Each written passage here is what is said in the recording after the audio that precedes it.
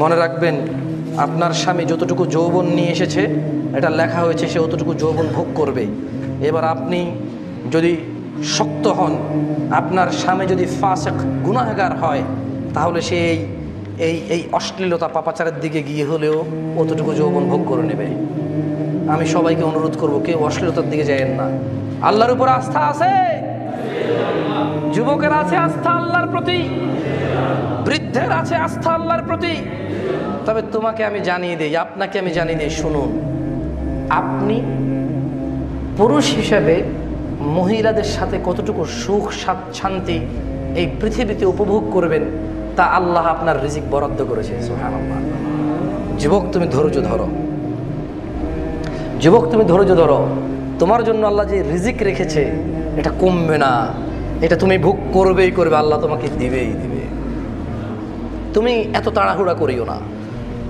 আমি ম্যাচিউর যারা 40, 35, 45 বয়স, আমি বলবো আপনারা জেনায় লিপ্ত হইয়েন না।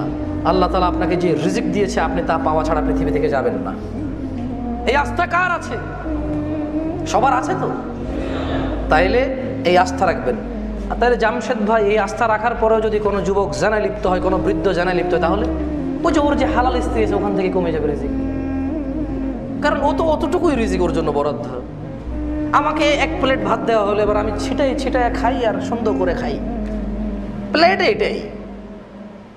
ধরেন আমাকে বললো যে এই নাও 10 টাকা, আমি 8 টাকা চিড়ে ফেলছি, বাকি কত থাকে? এবার আমি খরচ করতে গেলে কি 10 টাকার খরচ পাবো না 2 টাকার খরচ পাবো? এইটাই রিজিক, এটাই। যদিও একদম এভাবে আঞ্চলিকভাবে হয়তো চাড়া বিশ্লেষণ করতেছি, তারপর এটা সুন্দর ভাষা হচ্ছে আল্লাহ তাআলা প্রত্যেকটা জিনিসের রিজিক বরাদ্দ করেছে। কি করেছে? যার জন্য যতটুকু বরাদ্দ হয়েছে সেটা ভোগ করবে। এইবার আল্লাহ তাআলা মানুষকে স্বাধীনতা দিয়েছে এবং আল্লাহ তাআলা নিজের পছন্দ মানুষের সামনে উল্লেখ করেছে। মানুষ যদি আল্লাহর পছন্দের পথে এই রিজিক উপভোগ করে, মানুষের এর জন্য রয়েছে জান্নাত। মানুষ যদি আল্লাহর বলে দেওয়া রাস্তাকে বাদ দিয়ে নিজের খামখেয়ালি, নিজের মন মানসিকতা, নিজের লাগামহীন চিন্তা চেতনাকে যদি মানুষ লালন করে এবং বাস্তবায়ন করে, তাহলে ওর জন্য রয়েছে জাহান্নাম। আল্লাহ আমাদের সবাইকে আশ্রয় দিন।